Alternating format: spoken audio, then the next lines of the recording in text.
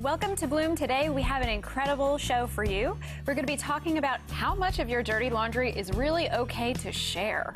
Hi, I'm Paula Wallace, president of Bloom in the Dark, and this is Ginny Priz, the single-handed serenity coach. Welcome to Bloom Today, where we talk about internal and external brokenness and how you can heal, so that you can use the fertilizer of your past to bloom today.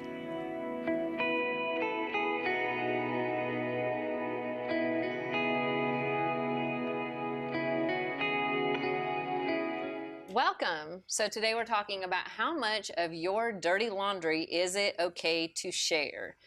And that's kind of funny for me right now because my washing machine has been broken and messed up and I have had a lot of dirty laundry and I have been having to share it with other people. I have had to take it to Ginny's house to actually get some laundry clean.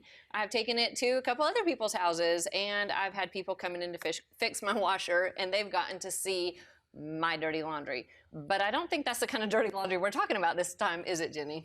No, not really. I think more so we're talking about what kind of dirty laundry as far as in your own life, in your emotional life, in your complaining life, in your gossip life, what is really okay to share and what is not. Because so many times we feel like there is shame surrounding something that we've done.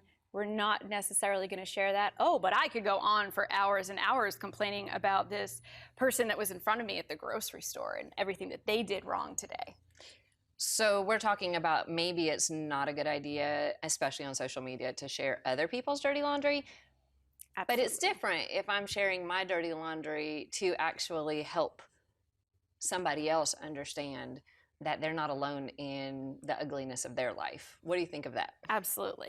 Story is so important for people's healing, and it's so important to know that you're not alone, that you can heal. There is hope in healing. We've used this in each of our own ministries as well to tell stories, and so many people feel like mine's not really important, or oh gosh, I don't know if I even have anything to say. But if you've already healed from something and let God come into that, then absolutely share it. If God hasn't come into it and hasn't healed it, maybe you want to share that privately with someone that you trust. That's probably the best so that they can help guide you in how to actually heal from it. Putting that out on Facebook may not be your best choice. Well, I know that it can affect your employability in the future. Absolutely. If you're just randomly putting dirty laundry out there.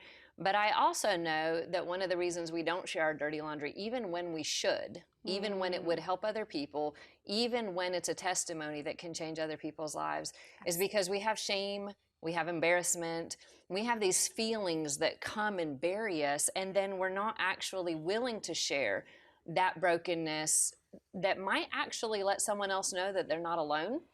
And that there could be hope if you're in that place of having found healing. So how have you found hope out of somebody else's dirty laundry? Yeah. That just sounds so funny.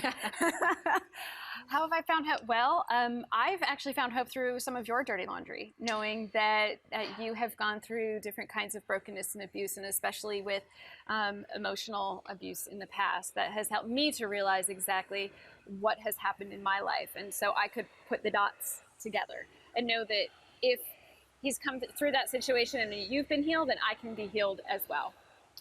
Well, and I found out through somebody else who'd been through something very, very embarrassing involving their ex-husband that matched and mirrored a situation with my ex-husband. When she shared her dirty laundry with me, it gave me hope for the first time that somebody else had been through what I was going through. And if they had survived it and come out with beauty and grace afterwards because God had stepped in healing, that maybe I could come out of this similar situation with healing, with cleanliness, with clean laundry. Yes. Instead of just the dirty laundry, and that I would have the ability to wrap myself in Christ's righteousness instead of it just being about the dirty, ugly, broken things that were in my life. Absolutely. And I do want to just quote, if I could, Ephesians 5:13, because this is so important for our mission and this show and what we're trying to do. But what it says is this: but everything exposed by the light becomes visible, and everything that is illuminated becomes a light. So by sharing those broken things and how we've healed, and the dirt and the muck and the pain and the hurt and how we brought Jesus into that, he transforms it.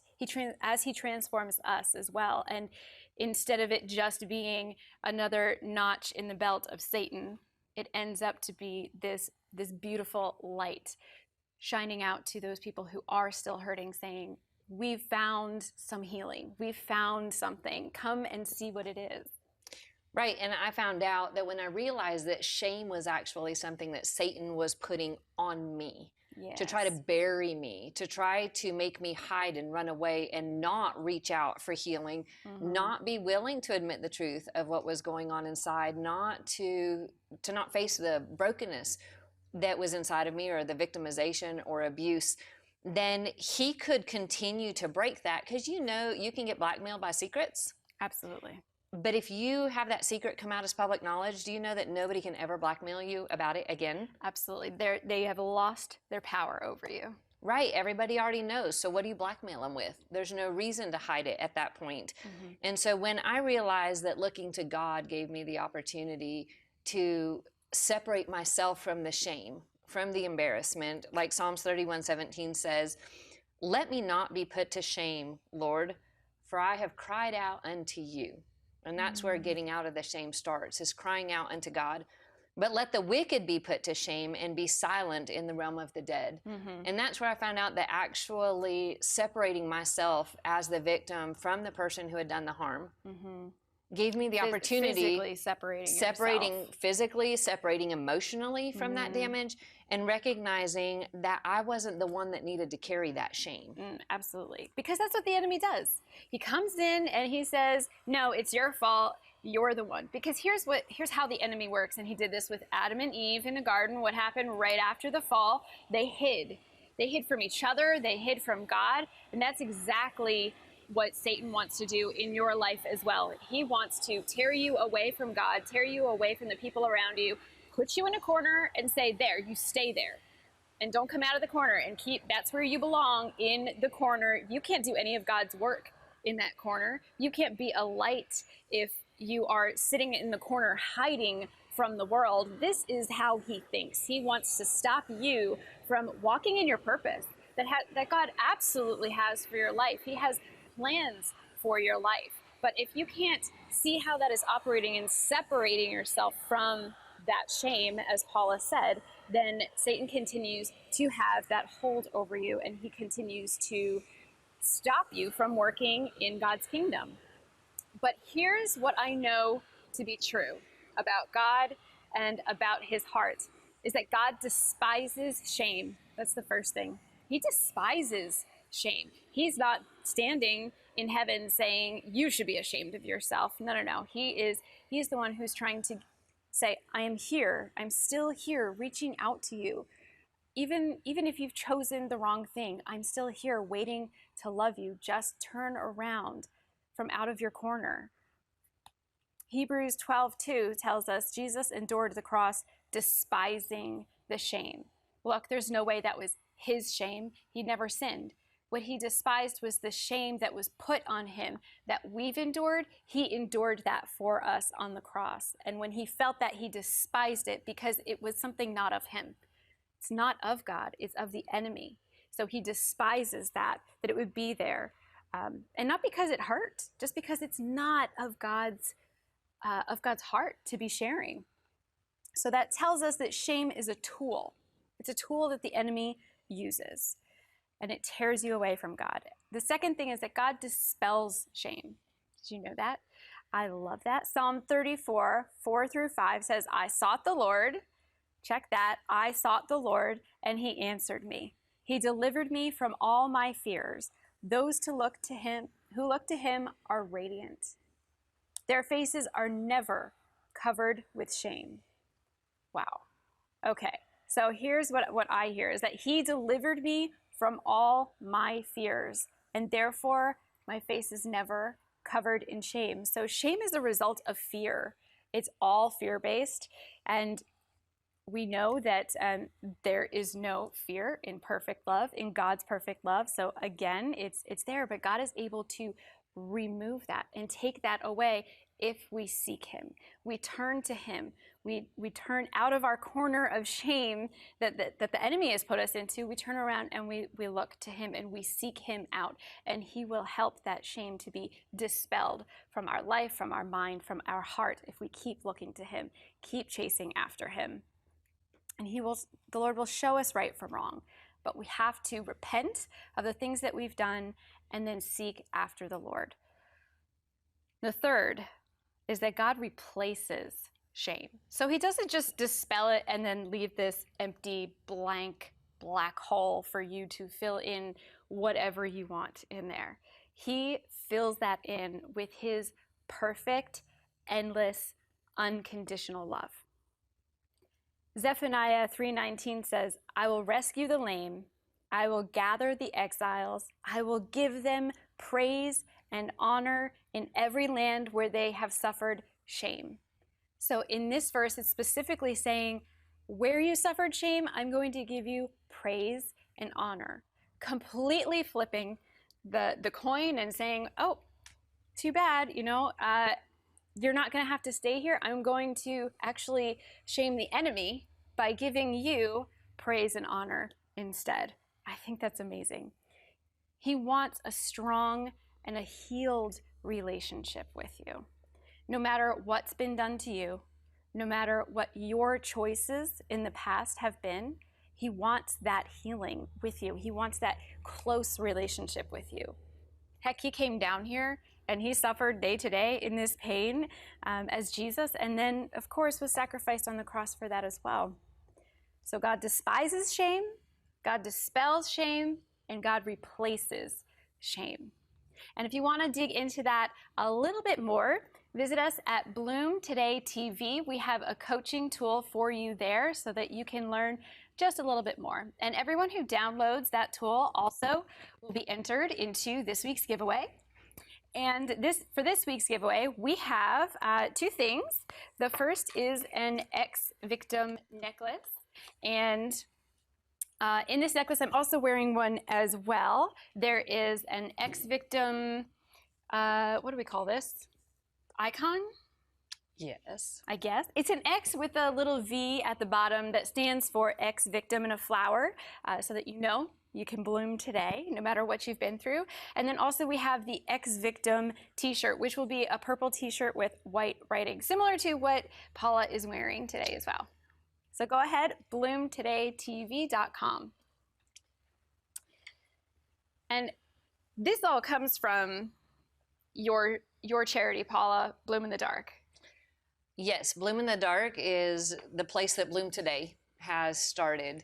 And through Bloom in the Dark, we are working to help us understand where brokenness and victimization actually starts, being able to own that, being able to face it, and then move forward into healing with a relationship with Christ so that you know that you're not alone. Like you said, he bore our shame. He despised that shame. So we can be honest with ourselves, start being honest with safe people to get help, to reach out to counselors, to reach out to other people, to find the tools that make a difference so that we can go from being a victim to being an ex-victim, like my shirt says, where it just means I've been there, done that, and obviously got the t-shirt. So that makes me really special.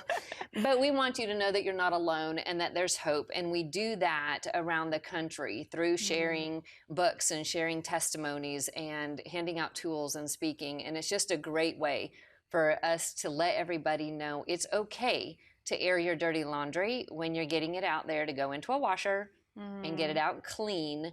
And then you can show people the before of victimization, the after of being an ex-victim, where the dirty laundry is always shown as it will then be clean. And we have to recognize that our laundry is dirty and we are a victim in order to understand that we need to put it in the washer. Otherwise, we'll just be walking around in denial in our dirty, dirty laundry. And it's a whole lot better and a lot less stinky to have clean laundry. Yes. It is a whole lot better to take our broken and dirty places to Christ and actually let his blood that washes and cleanses us and makes us whiter than snow, to actually have that be the most beautiful garments instead of the ugly, dirty laundry. Absolutely. Now, with the books, you gave away 6,000 of these just last year. We did, through prison ministries and shelters and halfway houses, recovery programs, counseling centers, and even to women in executive positions, because it's amazing when we're broken the way these stories are, all different types of brokenness and abuse. So many times we give up and decide to be a permanent victim, or we pretend we never were a victim and we try to overachieve and perform. Either way, we're not healthy and whole and really living in joy and peace and happiness that Christ has for us. So these are our stories where we're raw and real about the brokenness, so that we can then share that hope and life and joy with you, so you realize you're not alone and there really is hope.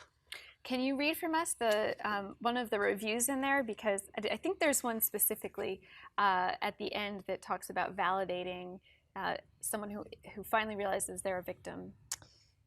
These stories are very moving and heartbreaking. They also offer the reader hope and inspiration. After finishing this book, I reflected on events in my own life which were influenced by the grace of God. It will make you think differently of yourself, of people who need help, and I hope you will share this book with them. It's beautifully written from the heart. And that was one of our readers saying how this had impacted her in her view of her own journey. Amazing. And I would love to read, if you wouldn't mind. Do I get to read the ex-victim poem? Okay, you can read it. Please, please, please. So we have this poem that I actually wrote out of that place of brokenness, coming out of denial and starting to understand what it meant to own being a victim so that I could become an ex-victim. I don't want to admit I'm a victim, tainted by abuse, feeling irrational fear and shame, defensive and jaded, frigid, stoic, rude, rejecting before I get rejected. I don't want to admit I'm a victim who is too weak to get away, to fight, to stop the pain, to stand up to the bully who killed my innocence, who massacred my soul. I don't want to be the victim, making mistakes that cause more abuse, broken choices that hurt me. I end up hurting others instead of stopping the pain. I want to stop being a victim, attracting predators, accepting abuse as my due, putting myself at risk, choosing to trust the wrong ones who just pretend to protect. Jesus, help me stop being a victim. You became a victim for me. You hung naked on the cross. You bore my shame. You were bruised for my iniquities, but by your stripes, I'm healed.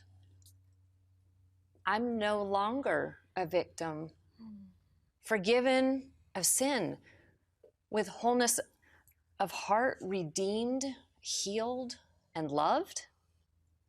My innocence restored, my soul saved. I am now an ex-victim. I testify of His grace. I was lost, but am found. I was shattered, but now I'm restored. I am filled with relentless love, and I'm sharing it with others like you, who are just like me. That's my ex-victim. Wow. I love that. There's so many pieces I think that people can relate to. It's a process. Healing is definitely a process, that's for sure. We've all had those moments where we've had to actually own it and go through the brokenness and say, yeah, that was me. I did something wrong, or something you haven't was done to me. No, you haven't done anything wrong, Ginny. Well, for a lot of years, no, never, never. But for so many years, I thought that I was the cause of my abuse, that I made the wrong decision. I was this stupid idiot that made the decision to start out with. When I was in college, I became an after-school special, essentially. I was at a cast party, and for theater, I was a theater major. It was a theater world. It was exciting. I wasn't part of the show, and I was invited to the cast party. And of course, there's drinking. This is a secular college, and I was enamored by one of the cast members that had taken a shining to me, and I thought, this is so cool. I'm one of the cool people, and someone's giving me attention. And he said, I want to show you something at the computer, which was in someone's bedroom in the back of the apartment. And my spidey senses went off immediately, and I said, no, I'm fine. I'm good. I'm gonna just stay out here with everyone else. He said, okay, well, I'm just gonna go back. You should come back when you're ready. And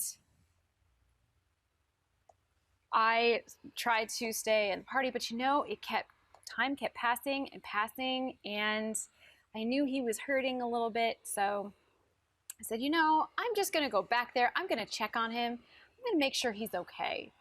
That's all I'm gonna do. I'm just gonna go back and make sure he's okay. And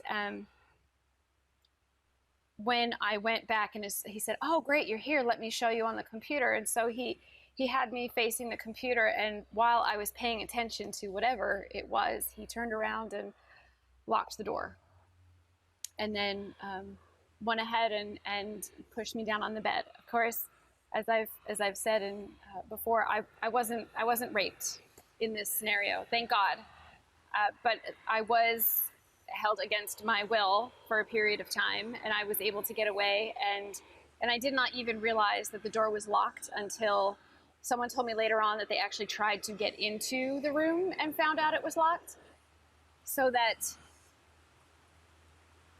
everyone at the party thought that this was a consensual, fun time that we were having together. And none of that was true at all.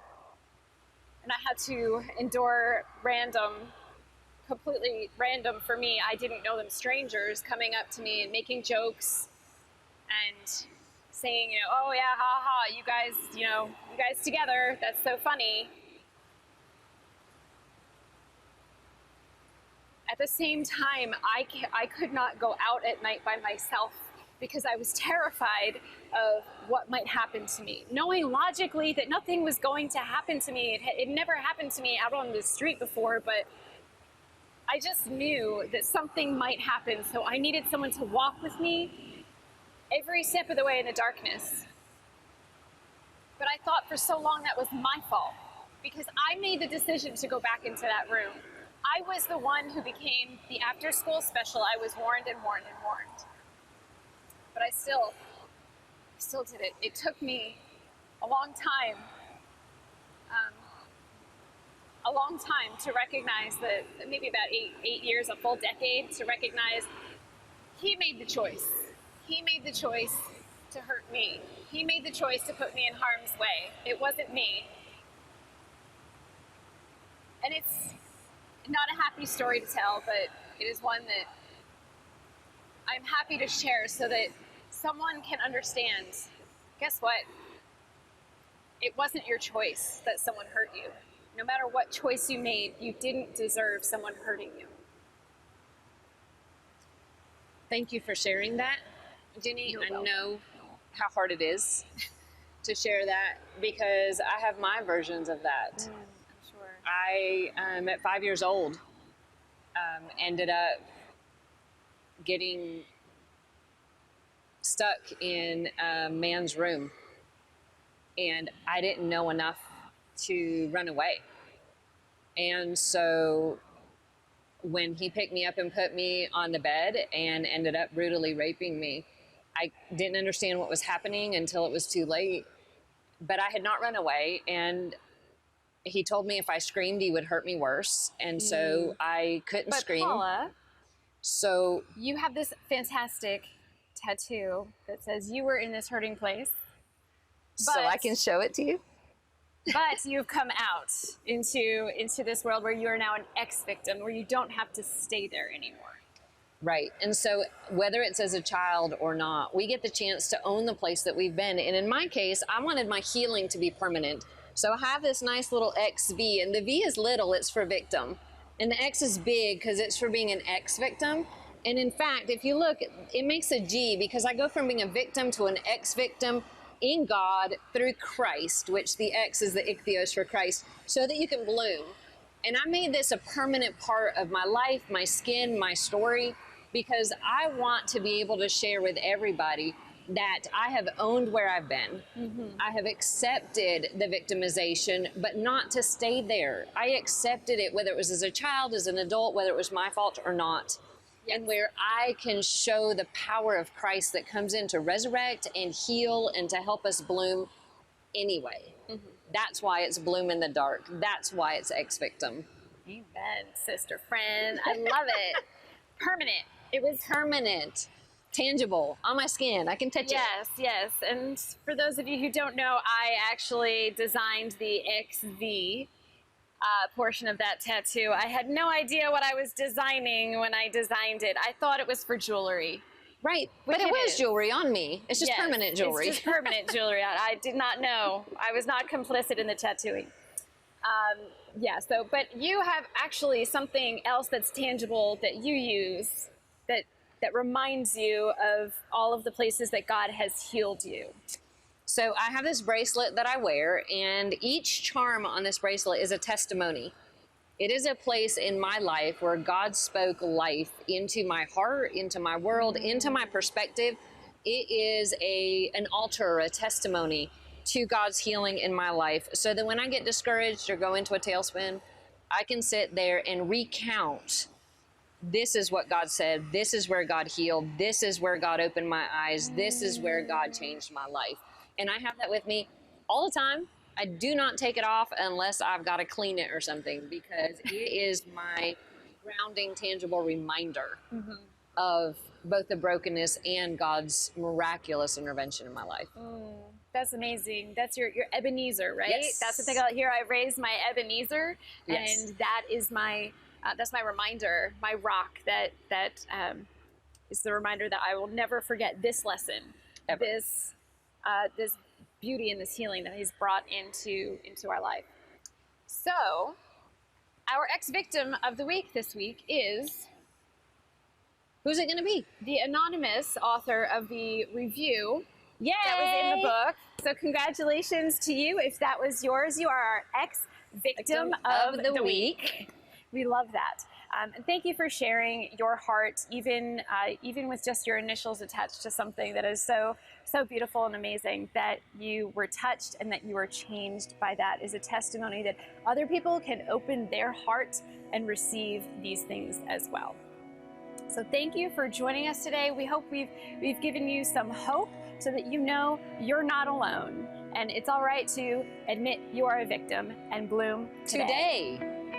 A free PDF copy of the Bloom in the Dark book and a full list of Bloom Today's coaching tools can be found on bloomtodaytv.com. Then visit Bloom Today's Facebook group for deeper conversation.